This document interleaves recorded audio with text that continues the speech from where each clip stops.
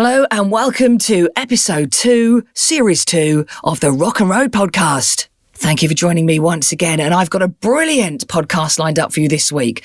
My special guest is Faye from Fho Racing, a new BMW Motorrad-supported motorcycle team. They're going to compete in some of the world's toughest motorcycle events, and I'm going to ask Faye how she came to own her own motorcycle team. She is fascinating. Don't miss my chat with her coming up soon. I've also got a review of the Honda Africa Twin, see how I got on riding that beast, and as usual, my album recommendations, plus we'll hear from those boys, Harley and Dexter. Just before we get started, please follow me on Instagram at Rock and Road Pod, same on Twitter, and where possible, please like, comment and review on the podcast. Thank you. I'm here with the Africa Twin, Honda's definitive full-size adventurer motorcycle. And that is my first impression. Full-size is an understatement. This bike is very, very tall. I'm slightly concerned how I'm even going to get on this thing. I'm 5'7", but I still don't think I'll be able to get on it, but we'll soon find out. Now, these cost from about £13,000, which is quite pricey, but there's a hell of a lot involved in this bike. So just having a look at it before I even consider getting on it or riding on it, this particular one is a beautiful mixture of red, white and blue. There's some beautiful fairing around the edges in these colours. The main colour is the white, which is actually sparkling in the sunlight right now, with hints of blue and red around it. Looking at it now from the back, looking towards the handlebars, it is so wide, I'm concerned I will even be able to hold this thing up. I'm going to go and get my tape measure. That is, at its widest point, 60 centimetres. That is about 2 foot wide. It's crazy. Now, coming round to the front, and it's got big silver bar wrapping around the front, which I presume is for protection if you do drop it. And again, the colours are stunning. It's just glistening here in the sunlight. The actual grips of the handlebars are protected. Got some wind protectors on the front, which is always handy. Beautiful gold wheels. Tyres aren't that fat. I mean, at the back here, you're looking at about 7 inches wide. The front one's quite narrow. Surprisingly, for what it is, it's only about 4 inches wide at the front. It's on its main stand, so it's a little bit higher than it would be, but that is off the ground. The seat at its lowest point there is 96 centimetres. Let's put the tape measure away. This has got an 1100cc engine.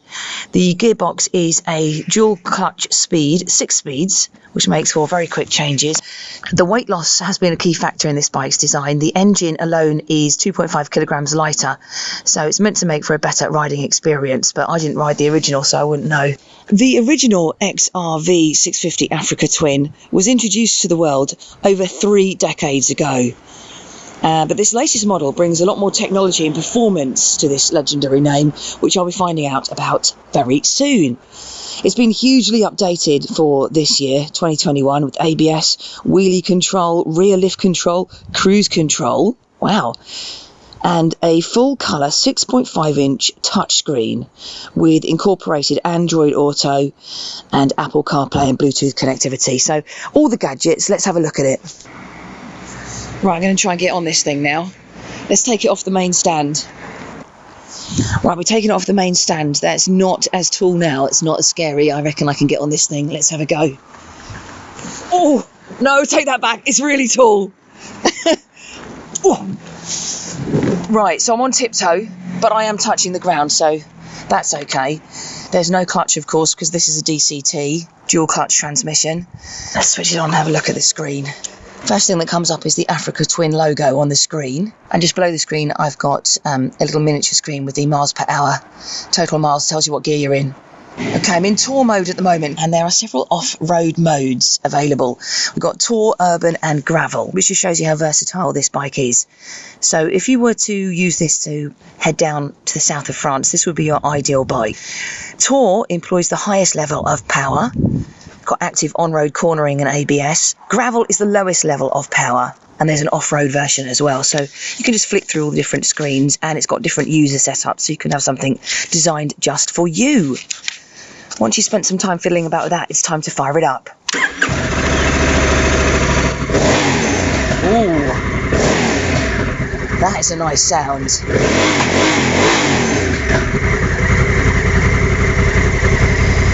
Okay. Right, I'm going to pull away. It's very responsive, I've been told, on the throttle, so I've got to pull away carefully. Okay, and we're away. I'm just going to take it really slow at this point. Because the bike is so tall, I feel a little bit scared that I'm going to lose control. So I'm just going to go very slowly. Get comfortable before I really test the bike. Because I was warned that the throttle is very responsive, I've managed to just turn it like 2 millimeters and I'm moving. The screen on the front is in a great location. I can see the road in front of me and just flick my eyes down just a touch without having to take my eyes off the road really. I'm in tour mode. I'm doing 18 miles an hour, taking it real slow. I'm on a dual carriageway so I can go faster, but I won't just yet. I feel more comfortable on this than I thought I would. Sitting on it stationary, I was terrified. Now I'm actually moving. It's okay. Doesn't help that it's -3 degrees today, so I'm absolutely freezing right now, but the heated grips are good. My fingertips are still frozen. Let's see if I can touch them on the handlebar a bit more, warm them up. Okay, coming up to a roundabout now. This is my first junction, so let's see how I can cope with this. Slight traffic jam, so I've got to pull to a stop. Going round a roundabout, I'm worried about because it's so tall and heavy. I'm going to let the traffic pull away from me to give me a little bit of space. Yeah, I'm going to pull in here. That's it. I've cornered that okay. Whew, that was really worrying doing that corner, but I've done it. I think it's psychological because I know it's so big and heavy. I'm just worried I'm going to drop it. So my screen's telling me it's now 11:11 a.m. I'm in tour mode. Putting my feet down is a challenge. I got it. I'm on my tiptoes. Got cars to the left and to the right of me now. Come on, back off. Give me some space, guys.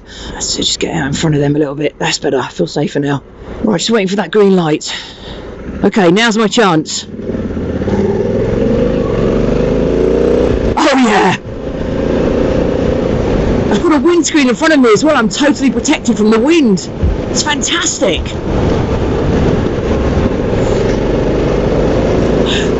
Oh, yes.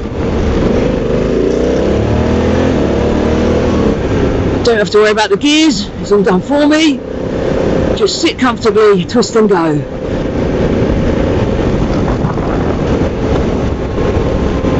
Just cruising around this roundabout now, not even opening the throttle.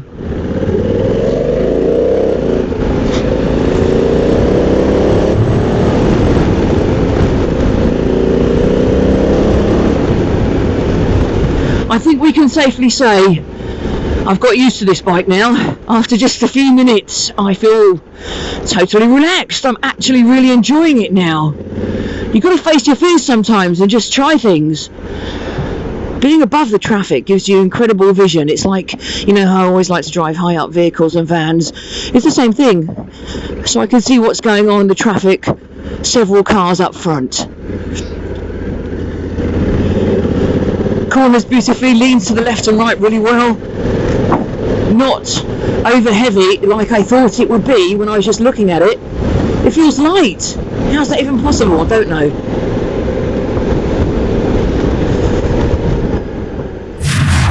I've got Gary on the line now from Doughballs Motorcycles, and Gary lent me that Africa Twin.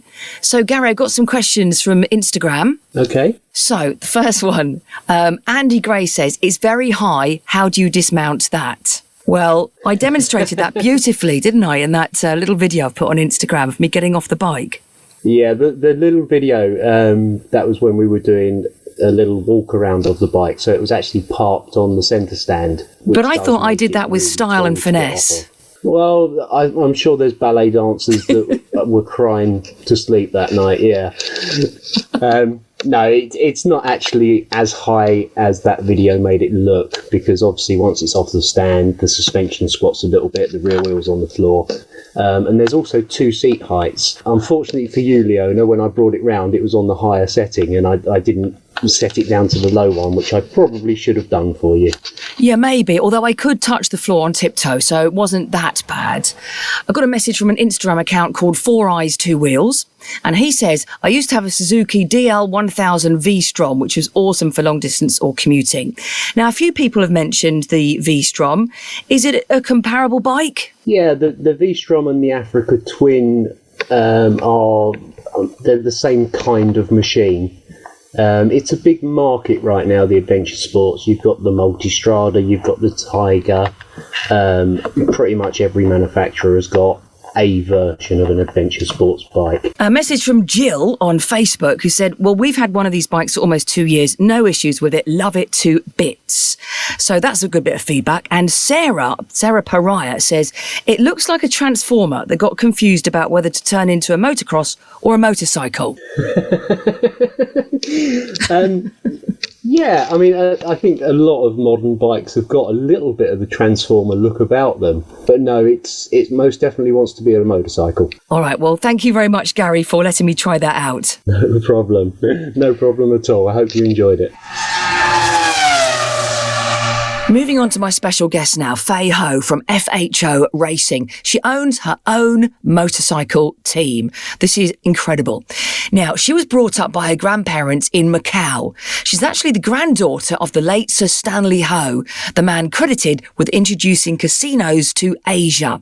She now divides her time between Macau and Surrey, and I was lucky enough to speak to her on the Rock and Road Pod. Hi, Faye. Hi Leona, how are you? I'm very well, thanks. How are you? I'm good. Now, big question. What was it that took you from the world of business into motorsport? Wow. You know what? When I was a little girl, I've always been very much into motorsport. I mean, obviously being brought up in Macau, where the famous Macau Grand Prix actually take place. I've been actually attending that since I was maybe about 6 years old. So, incredible. So obviously I remember I used to stay at my grandfather's sister's house all day, and we'll just watch race after race after race. Was that house actually on the course then? Yes, it was. Yeah, it was on the course. So basically you go there, you get locked in all day. And then by the time the race is finished, you come back out. So it must have been so exciting. It was like a fun day out for us. Yeah. So I guess that's where it all started. And then obviously I came to school in the UK for a few years, and then slowly going back to Macau. Once in a while, if I am there during November time when the Grand Prix is, I do like to go and attend it. And I believe it is around 2007. It's the year where I started to get involved with the motorcycle side racing. I kind of got introduced it by a friend of mine over there. Yes. And I just loved it. So you went into sponsorship at that point, did you? I did. It was kind of a smallish sponsorship and a bit of an anonymous one too, because I wasn't sure how I was gonna like it or take it, so I want to ease into it slowly. But from the first year, I just thought, oh my God, this is fantastic. I just loved it. It's just so thrilling. Yes, it is. Yeah. So it's a bit of a big jump to go from sponsoring a racing team to actually founding one, which is what you're doing now. What inspired you to start up your racing team? Right. So obviously since 2006, I've been on and off sponsoring teams, mainly in Macau in the beginning, the few years. And then 2018 was I got introduced coming into British Superbike, and I thought, wow, this is incredible. I mean, different courses, different racetracks, each one's got their own taste to it. And then, the whole community of this racing is just everyone's so friendly. It's like a massive, big family. Oh, I love that. I just love that about it. It is. And, the fans are so dedicated. And I thought, wow, I like this. And obviously, 18 and 19, I was a sponsor for a super stock team, but not a main main sponsor. I didn't have my own team at the time. But in the back of my mind, I always knew, I want to actually have my own team, have it my own name on the side, on the bike and say, wow, it is mine. So last year when Smith Racing decided they were going to stop racing, Yes. I thought, well, why not? It's a fantastic opportunity. I know Alan and Rebecca very well. So I thought, well, here you go. This is an opportunity for me to kind of step up. And you have teamed up with BMW. Yes, I have. Yes, and I'm so honored to be working with BMW this year, and obviously having very good riders on it. Peter Hickman, obviously, he's fantastic on the roads. And then I got Xavi Forres, who's racing in World Superbike last year, and he's come back into British Superbike this year. Lovely guy. And then I have Alex Olsen doing the Superstock. So you're going in with a new 2021 BMW M 1000RR Superbike, which is the first M model from BMW Motorrad. Now, that's a serious way to make an impression, isn't it? Yes, I think, yes, it is. What made you choose this bike specifically? It's a step up from the old one. So obviously there will be some sort of updated engineering on it. So I'm sure the performance will be better. So let's see what 2021 will bring us. But I'm sure we are, we're going to do everything we can to actually win. So fingers crossed. Sounds just absolutely fantastic. So exciting. Yes, it is. So in your more day-to-day life, what cars and bikes do you drive or ride? Oh, well, I love my cars, funny enough. I still have to actually try and ride a bike, as I can't ride a bike yet, but Okay. I have every in my mind I want to do it, so I just have to find the time to do it. But I do like my cars. I have 3 supercars. So Okay, tell us what they are. So I have a Lamborghini Hurricane Performante, Yes. and then a Ferrari Portofino, and also a Porsche GT3 RS. What a collection. Yeah, I can't imagine what it's going to be like when you've passed your bike test. I know. You're going to need a bigger garage, that's for sure. Probably, yeah, I do. Coming back to this racing team, you're going to be competing in some tough motorcycle events, the Bennett's British Superbike Championship and the International Road Races as well. Yes. How are you preparing your teams for this? Actually, surprisingly, they are actually on top of it. My riders are training, so that's good. Yeah. And everything's actually, all the jigsaws are falling into place. So, from the start of it, where it was just a idea of starting my own team, where now is actually I can see the finished product. And it's very exciting. Are you quite hands-on? Do you get quite involved? I do. I like to be hands-on.